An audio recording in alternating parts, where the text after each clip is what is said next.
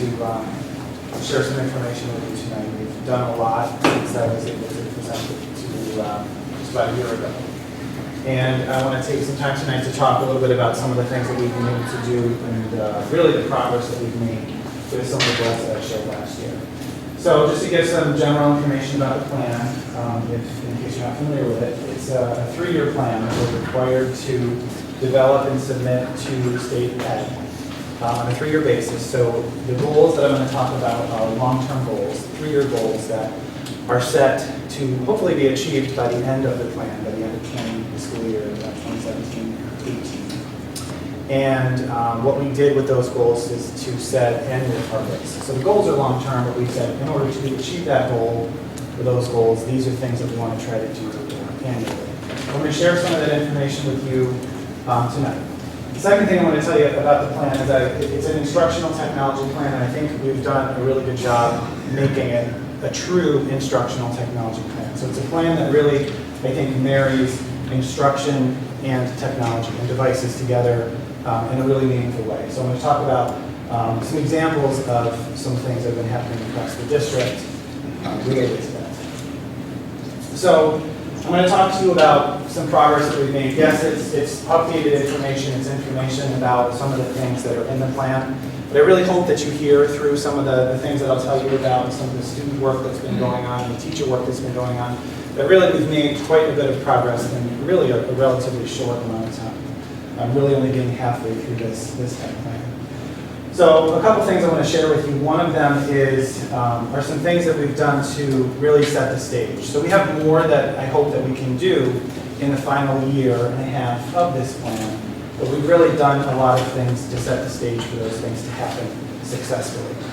The second thing I want to update you on are the goals. The goals of the tech plan, to me, are really the heart of the tech plan. They're really the heart and soul of it, and they really are the things that are going to make significant changes across the district. Those goals are related to instruction and also related to technical things, to technology, to devices. So I'll talk a little bit about those. And then I'll tell you some of the things that we have in store for the rest of this year and then for the next school year. So one of the things that I talked a little bit about last year with you, because it was a relatively new tool for us at Canastota, is Google Apps for Education. So Google Apps is not really a new tool to schools. It's been around for about 8 years. And it's a suite of applications that Google offers to schools at no charge. Really functional, great applications that allow kids and teachers to do simple tasks, but also provide some things that other tools don't. So it makes things like collaboration and communication very simple, very functional.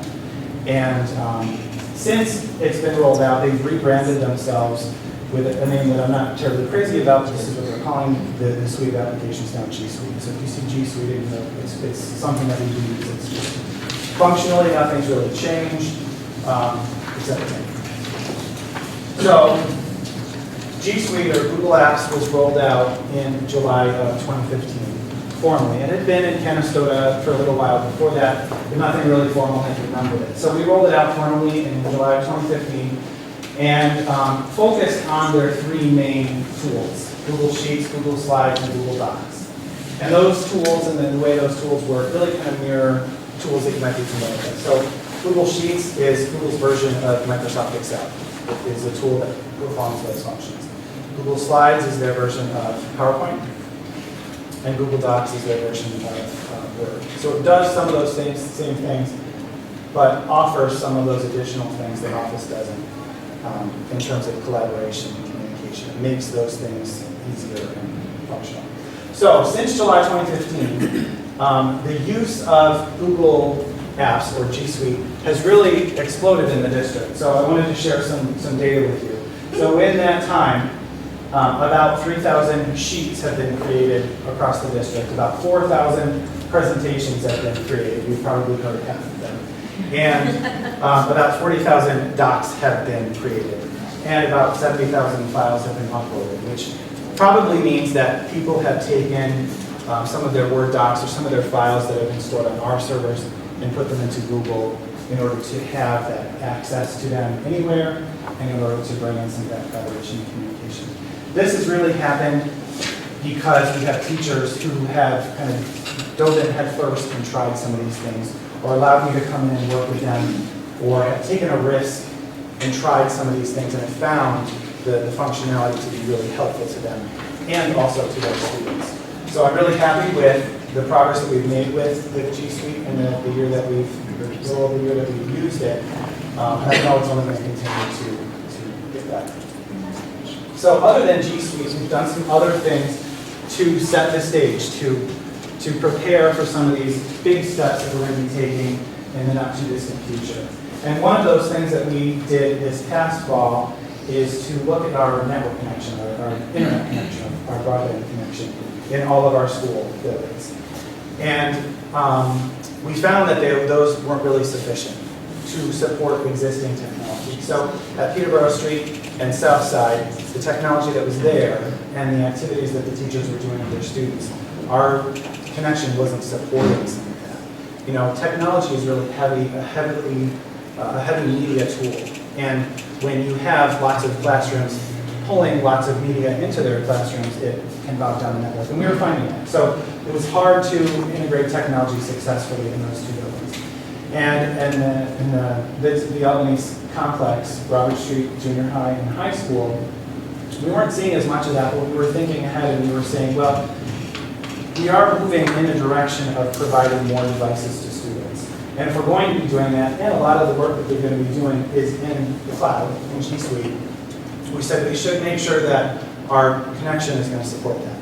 And we were actually able to increase our internet connection by 10 times across the district and save money. And if you know anything about how data works, you know that that's usually the case. You end up getting more and paying less. If you have a cell phone or smartphone, sometimes that happens. So we now have a connection that will support the devices that we have in addition to other devices that we are in the district, and we've saved some money. One of the reasons that G Suite, I think, and other things have been so successful is because we have teachers who have, like I said, adopted it, taken risks, and tried some of these tools. One of the other things that has started to happen is that we're starting to see teachers teaching each other. And yes, they've always done that, but for me, technology was one of those places where I didn't think teachers were comfortable enough yet with some of the things that we have to stand in front of their colleagues and teach them how to use it. And I want to tell you that this year we have been able to start doing some of that, and we have had teachers who have led professional development sessions to teach their colleagues about some of these tools that they've been using. And we're going to be continuing that as well. So that kind of culture of learning, that culture of sharing, I'm glad to see has grown significantly for me in the district. Was probably there before, but for me, from my perspective and for this type plan, really great to see some of that happen, and really a great way to help this continue to grow. The other thing I want to talk to you about is students, of course. So a lot of the decisions that we've made with the things that I've shared, they are at the center of that decision. We're thinking about teachers, we're thinking about professional development, but ultimately we're saying, how is this going to trickle down to students, or how are we going to start with students to make some of these decisions? So some of the things that we provided to students, in addition to devices, are things like access to our Wi-Fi. This past year, we provided access to our Wi-Fi and the ability to allow students to bring devices to school in the junior and senior high. So they can bring their own devices in to do some of the work that they need to do. We also provided access to students in grades 7 through 12 to School Tool student portal. So if you're familiar with Parent Portal allows the parents to log into School Tool to see assignments and grades and attendance and scores on things. And we said, a teacher actually said, well, why don't we do that for students? It's not a secret, and it's only going to help them, and it's going to help us. So we enrolled them in School Tool last year and provided access. And that, probably more than anything I've heard from students, has been one of the things they're most grateful for. Really a very simple thing, but a really powerful thing that we've seen. Most recently, we provided access to district-managed email accounts to students in grades 9 through 12. And that decision really was coming from students and teachers as well. I was getting a lot of requests from teachers and students saying, you have the stuff, why don't we use it? I need to be able to communicate with colleges, I need to be able to communicate with my teachers, they need to be able to communicate with me. Is there a way that we could do this? And we did some research and figured out a way to provide them with school-managed email accounts that are filtered And I was able to go into every single English classroom in grades 9 through 12 to talk about expectations and how it works and how they could start to use email and show them how to use it. And so that's really kind of a new thing, but a really great way to help them learn how to use a really common communication tool that most of us use professionally, which is something that we're working on as adults. So those are just a sampling of some of the things that we're providing to students, and we hope to do more, of course. One of the other things that we've done to set the stage, or we've kind of put in motion to set the stage, is related to our network again. And I've shared with you at other meetings information about one of the projects that we hope to use Smart Schools funding for, and that is our network. So again, when we think ahead and we say, okay, we're hoping to be able to have devices in the hands of more students across the district, we want to make sure our network can support that. Well, we have the internet connection to do that, but do we have enough access points? Do we have the infrastructure in order to support that, many more devices pulling on our network? And fortunately, the committee made the decision to invest some of that money in upgrading some of the parts of our network so that we can support those devices. So lots of things put in place, thinking ahead about some of our next very important steps. So these are the 3 goals that are part of the Instructional Technology Plan. So I'm going to tell you what they are and then talk about each one of them, give you a quick summary of them just to refresh your memory, and then talk about some of the progress that we've made. So the first goal I'm going to talk about is about 21st century learning environments, and that focuses on classrooms and instruction. The second one is called access to technology, and that really deals with devices. And the third is embedded 21st century skills, and that focuses on the skills that we're teaching students and a little bit about how we're teaching them. So the first goal, 21st century learning environments, really has us thinking about 2 things. One of them, what do our classrooms look like now, and what do we want them to look like? And the second is what roles are students going to play in these classrooms that will probably look a little bit different, and what role are teachers going to play in these classrooms? And so we have to rethink things a little bit, because now classrooms really across the country tend to look a little bit traditional, and they tend to look identical as well. And the teacher tends to be the person who delivers information. This isn't everybody, but this is the tendency in most schools. And so to rethink that a little bit, you really have to rethink what you want that space to look like. So one of the things we're hoping to start to do is to not just think about devices, or not just think about technology, but really also think about what we want these spaces to look like, these classrooms to look like. And what we're hoping to start to do is to change those traditional kinds of spaces into really learning environments or learning spaces where the furniture can really take the shape of the lesson or the instruction or the activity or the project that's going to happen that day. So maybe some days it is isolated in rows because of the activity that's going to happen. Maybe other days kids are going to need to work in teams of 2 or 4, and we want to be able to do that quickly and efficiently in a 41-minute period or in a 90-minute ELA block. So let's make sure that we have furniture and the structures in place to do that and to support that kind of learning. So thinking about that, this is, I'm not going to read the timeline to you, but really what we're trying to think about deeply are the 2, you simplify really what happens in a classroom down to 2 simple words, what and how. And the what would be the curriculum, the content. The what we don't really have a whole lot of control over. It's typically given to us. This is what we need to teach. These are the standards. The how is how we make decisions about how we're going to teach those standards in that content. And this goal is really about the how. So throughout the life of the plan, we're going to do a couple different things. One of them is to, for grades K through 6, is to start to think about how we're going to meaningfully embed technology into our existing curriculum. So it's not an overlay, it's not an addition to, it's meaningfully embedding those things through projects. In grades 4 through 12, one of the things we want to try to do is to start to build these proofs of concept. So a proof of concept to me is different than a pilot. A pilot sometimes can be a pilot program, if you've heard that phrase. Sometimes when I hear that, I think, okay, we're going to try it and we hope that it works. A proof of concept, we're not really saying we're going to try it and hope it works. We're saying we believe it's going to work. We're going to prove to people that it is going to work, to show them how and show them how it's going to work. So in grades 4 through 12, one of the steps that we've taken, I'll talk about in a second, is to provide devices. Moving forward, I hope to start to transition some of those spaces in terms of how they work and how they feel.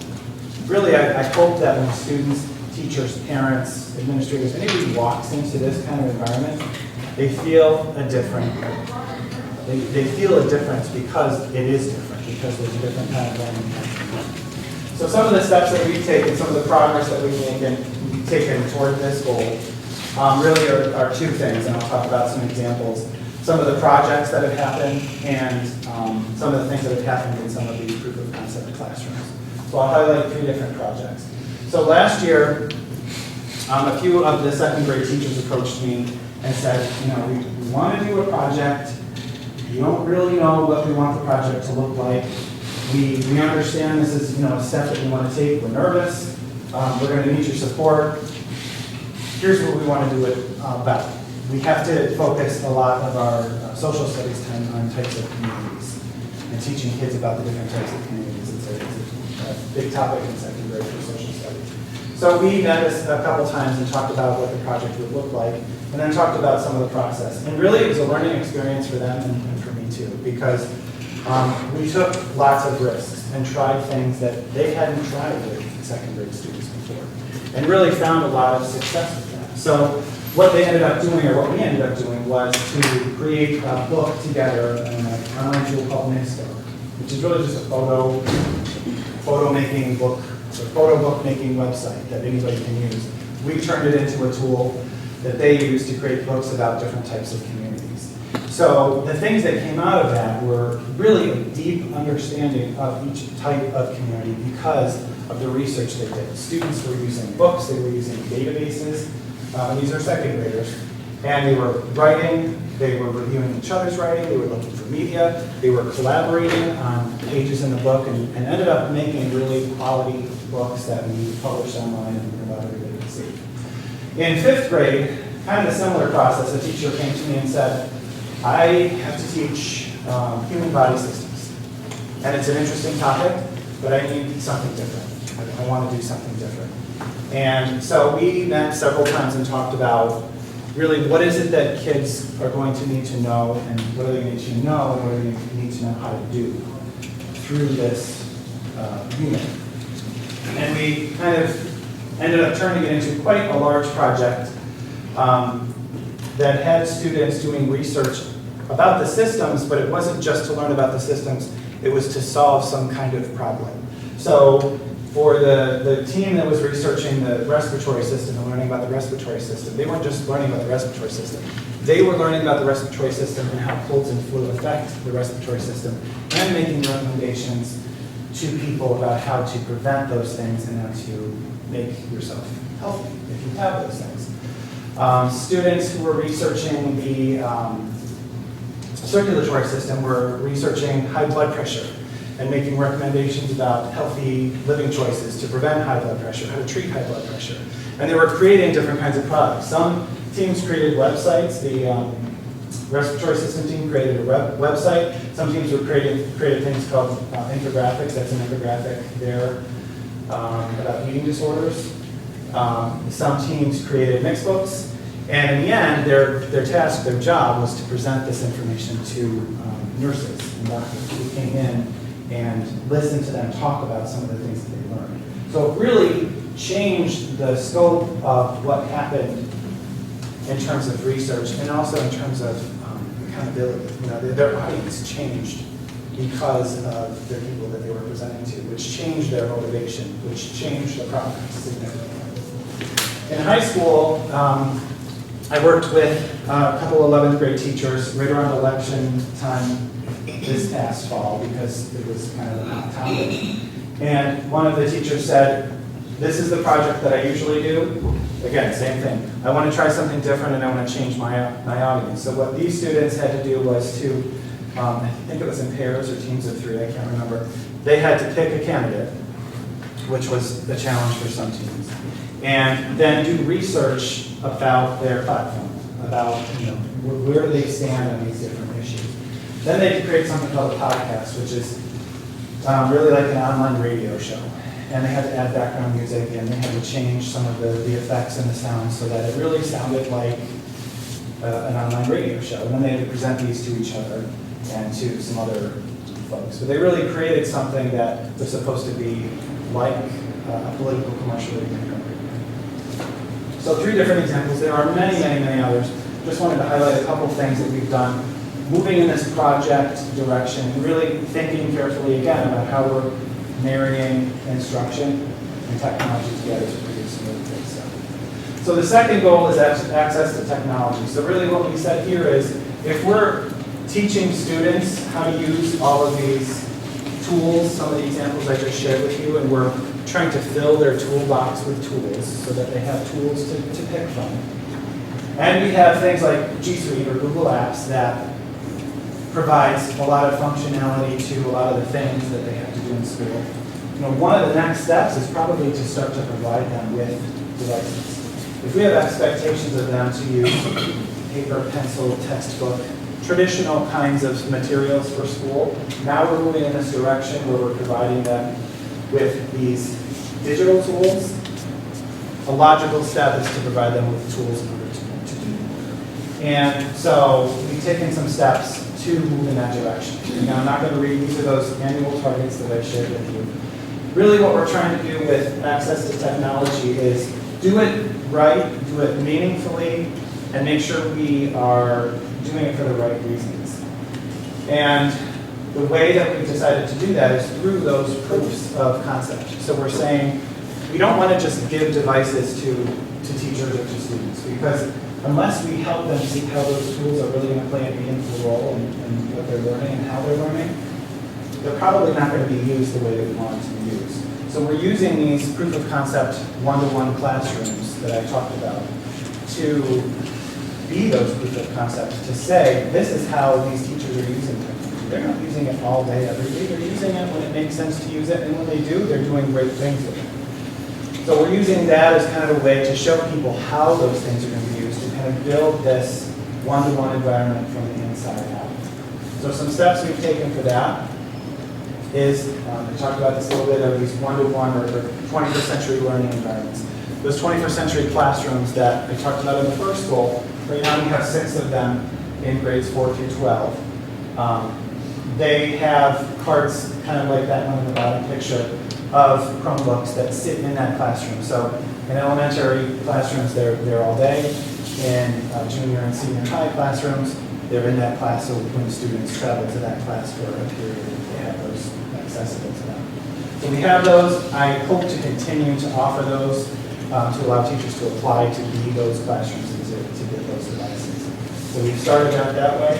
One of the other things we had to think about was our iPads that we have. And if you don't know, I think about 4 years ago, 3 or 4 years ago, prior to the time that I started at Canastota, there had been an investment in iPads that really ended up in Robert Street in some different classrooms. And through conversations with the Robert Street teachers and some other teachers at other grade levels, we decided, you know, the iPad really isn't the right tool for kids at that age level. It's really a better tool for kids in grades K through 3. So we want to be, you know, fiscally responsible and responsible with these iPads that we have, and put them in a place where they're probably going to have the greatest impact. So one of the things that we started last year was an application process for teachers at Peterborough Street and Southside to apply to have those iPads in their classrooms. So they're transitioning from Robert Street to those 2 buildings. So teachers applied because one of the things I thought about is, you know, I want to make sure that if these devices are going to end up in classrooms, I want teachers to think ahead of time about how they're going to use them and some of the things they might do with classes. Instead of just saying, you have iPads, let me know if you have any questions. You know, because again, I want to make sure the tools are being used appropriately and effectively. So last year we outfitted 15 classrooms with most of them about 5 iPads each. So those teachers in those classrooms are using them during the centers or some kind of rotation. We hope to offer additional opportunities this spring. So those iPads are not going to sit somewhere, they're going to be used just a little bit differently for it makes a little more sense. One of the other things that we've done is to try to bring more Chromebooks, because those are really going to be the primary device for really for grades 2 through 12, and maybe even Peter Grocery eventually, to bring more of those devices into the building to provide access to kids. Well, I'm happy to say that we have over 500 Chromebooks in stock now that are either in classrooms, in those one-to-one classrooms, where they're in carts that teachers can send out. More than ever before, we've added 3 carts to Southside. Southside that had 1 cart last year as kind of an experiment that was so successful that we added 2 more this year. Additional parts at Robert Street, the junior high, and the high school, in addition to those one-to-one classrooms. So we really have a lot more access than we ever had, but we're ready for more. People want more, and we're ready for some of those next steps. One of the other things that we said is, okay, well, if we're going to start to provide devices to kids, what's going to happen to these traditional computer labs that we have in each of our buildings? Are we going to use them, or how are we going to use them, or what's going to happen with those? And this past summer, we took some big steps forward with some of that thinking. One of the things that we did at Southside was to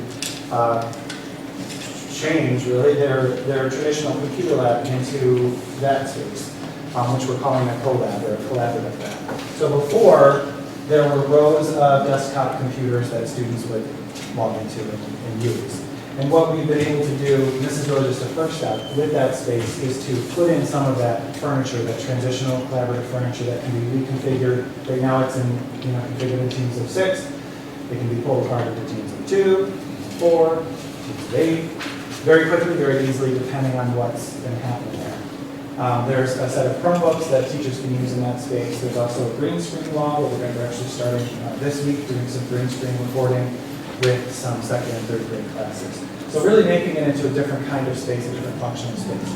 Next steps of that space would be to turn it into really like an innovation space or a maker space where kids go to create, build, and solve problems. So that's at Southside. At Robert Street, there was a traditional computer lab in the library that was due for replacement. Talking with the teachers and the librarian, we made a decision to replace that with Chromebooks as well. So that's kind of a different kind of space. Hope to make it into a space like that eventually.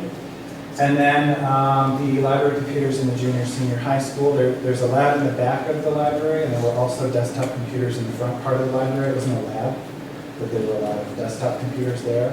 And working with Mrs. Segroy, we are trying to rethink that space, and she's got some great ideas, and I've got some ideas. And one of the first steps that we took was to take out most of those desktops and bring in Chromebooks that kids can sign out from the circulation desk and use for whatever it is they need to use. So we've kind of taken some steps to show people that this is what these spaces can look like, and also how they can be used. The third goal focuses on 21st century skills. So one of the things that we said here is, as schools, we do a really great job making sure that students leave, graduate, or move on from each grade level with content knowledge. So we make sure that they know stuff. And we said, okay, we're good at that.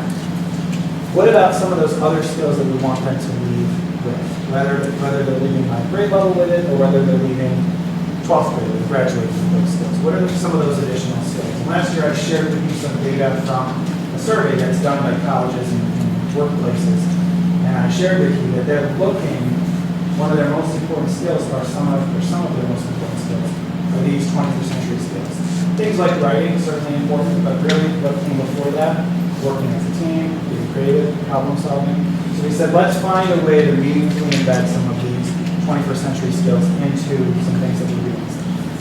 So some steps that we wanted to take in order to do that. First was, which skills are we going to prioritize? Because if you're familiar with 21st century skills, there are a lot of them, all very important.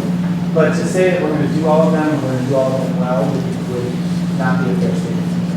So we said, let's talk about what skills we think would be most important and also applicable to any grade level. And then we'll talk a little bit about how we're going to measure those things. So we're going to teach kids how to do it. We should probably measure that. So last year, our first job was to do that first step and look at all of those 21st century skills. So each tech committee at each building, for each K-3, 4-6, and 7-12, each of those tech committees looked at these skills and they said, look at them and try to make a decision about what you think would be most applicable to any grade level and would be teachable as a first step. And miraculously, all 3 committees came back and agreed upon the learning and innovation skills, or the 4 C's. So creativity, communication, collaboration, and communication. Did I say that? Critical thinking? Critical thinking. So 4 C's. Because we said those are things that can happen in pre-K, and they can happen in 12th grade and everywhere in between, and also in different subject areas. So we said those are going to be our priority skills. So our next step, things that we're working on this year, are to start to measure those skills. Sometimes we make assumptions at school that kids know how to collaborate.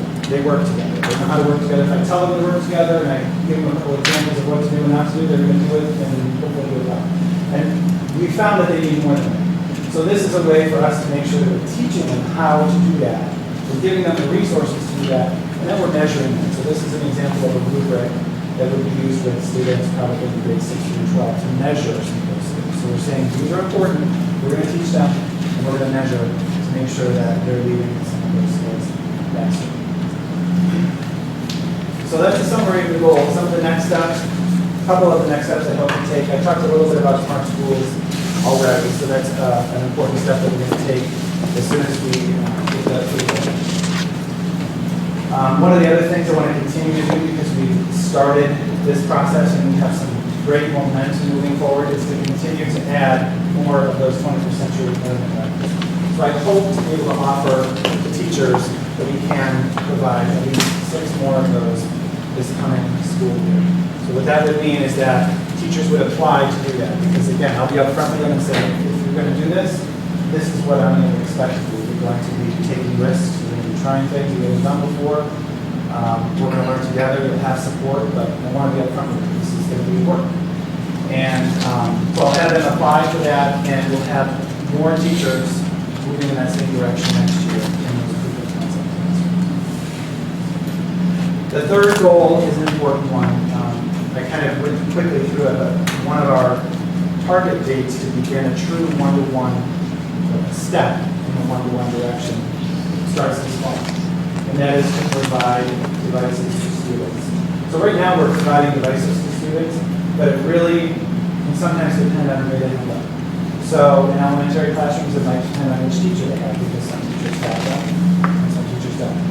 In high school, it might depend on their schedule. If they end up in a certain teacher's classroom during a certain period, they might have those devices available to them. Move on to the next period, they don't have those devices available to them.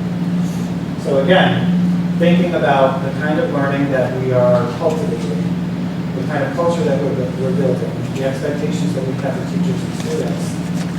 The next step would be to say to a student, this is a tool that we're providing to you just like we provide other things to you. And we're providing it to you to use throughout the school day, regardless of where you are, to use when you need to use it. And your teachers will support you.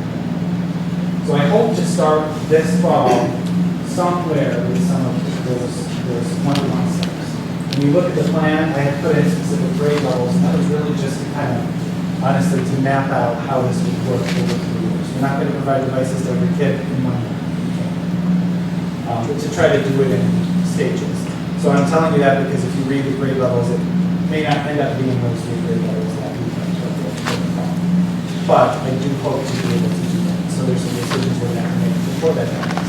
But I would like to stick with that target date of fall 2017. So one of the things that we decided to do related to that is let's learn a little bit more about what kind of access kids already have.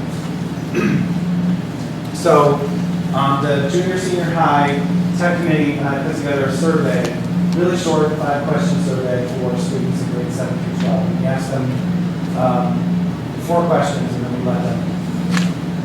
let them say something, which is always interesting to ask. But we gave them a couple of questions, and this is a summary of their results. So first question was, do you have Wi-Fi access at home? Oh, first I should tell you, this is grade 7 to 12. We've gotten to approximately 80% of the students. This is not every high school, junior, senior high student. We will get there with this time.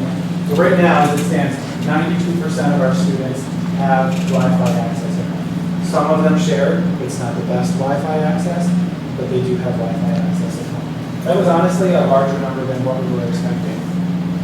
Well, you know, again, this is a point that's been made to me numerous times by parents. In other words, we can say, for example, that 92% of our kids have Wi-Fi access. However, a comment made to me on my phone as a parent.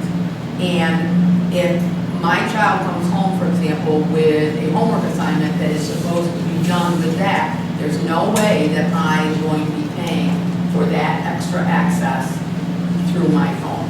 And so I think, you know, that 92% seems to me is a little misleading, particularly when we talk about some of our kids. Because up in the country, you know, they don't have access. And so, you know, 92% you can say yes, but on the other hand, what does that really mean? And is it financially accessible? Well, let's hear what. So I'll be honest with you, I didn't specify in the question. I did ask some questions about smartphones, Xbox, related to what you're saying. There could be some truth to what you're saying. Some kids might say, yeah, I have Wi-Fi because I connect to my mom's phone. I'm going to believe that most of them see Wi-Fi as Wi-Fi, given the grade levels that we were asking. And because I was asking other questions about hotspots and stuff like that. So there may be some truth to that. And there are going to be some situations that we'll have to address, you know, specific things like that. Really good points, I think. Bottom line, though, I think there were more students that said that they had Wi-Fi access than what we were expecting, which is promising. One of the other questions I asked was, okay, if you don't have Wi-Fi access, what would be reasonable for you to get Wi-Fi access? What are some things that you might do? So we gave them some options. One of them was what Mrs. New was just talking about. So I would connect to a hotspot. I would use my smartphone to connect to the internet with some other device. Or I use somebody else's hotspot. That, for the students that said they did not have Wi-Fi access, was the most popular way for them to connect. So that may be what Mrs. New was referring to. Second most popular, stay after school and either use the school device or use the school's Wi-Fi. Go to a friend's house was third. A friend or a family member who has Wi-Fi, use their Wi-Fi. Fourth, go to a public location. So go to, I don't know, Dunkin' Donuts, McDonald's, other places that just offer free access to Wi-Fi. And that was to go to the public Wi-Fi. So we wanted them to think a little bit about, for us to know a little bit about, well, what are we going to do for those kids that maybe don't have access? How are we going to support them? How are we going to help them? So we tried to learn a little bit about some of their desires. What do you want? What do you want? And so that's helped us a little bit. We have to think, again, further. Next question was about devices. So if we're thinking about giving kids devices, I want to know a little bit about what they have, how they use it, and what things look like at home for them. So there were a couple of questions. One was, what other devices do you have access to? Was the first question. So that's this information here. So 78% of students have access to some other device. I didn't break it out. I said laptop, Chromebook, iPad, some other device to do something. 16% of them only have access to a smartphone. And maybe you won't be surprised, but lots of them, when I go into classrooms and talk with kids about this, I was surprised at first at how many of them are doing papers on their phones. And so typing essays that you and I probably typed on some other device on their phones. And so I've been asking teachers, and I say, well, they're doing it. Are they any good? And surprisingly, some of them are. But they're productively working on their cell phones. I don't think it's the best tool to write a paper on, even if the essay isn't horrible. I think they could probably do better with another device. But if that's all you have, then I guess you may do what you have and you do the best that you can do. 6% of our students don't have any access to any devices when they go to school. So some of that are stuck. So then the next question was, okay, well maybe you have these devices. So 78% of kids have these things at home. Are they yours, or do you have to share them with the other members of your family? In a family of 5 with one device, how does that work when 3 kids have homework that they have to do online? How can we make that a little bit more equitable? So 25% of them said that they have to share their devices. 25% of the 78% have to share those devices with other members of their family. So thinking about some of this information, it's definitely helpful. It might mean to us and will help us plan some of those next steps and think a little bit more about how we're going to address some of those concerns. And I don't have all the answers standing here tonight, but this has helped us to kind of have a better understanding of what things look like and also help us think about some of those decisions that we have to make moving forward. So with that, thank you. And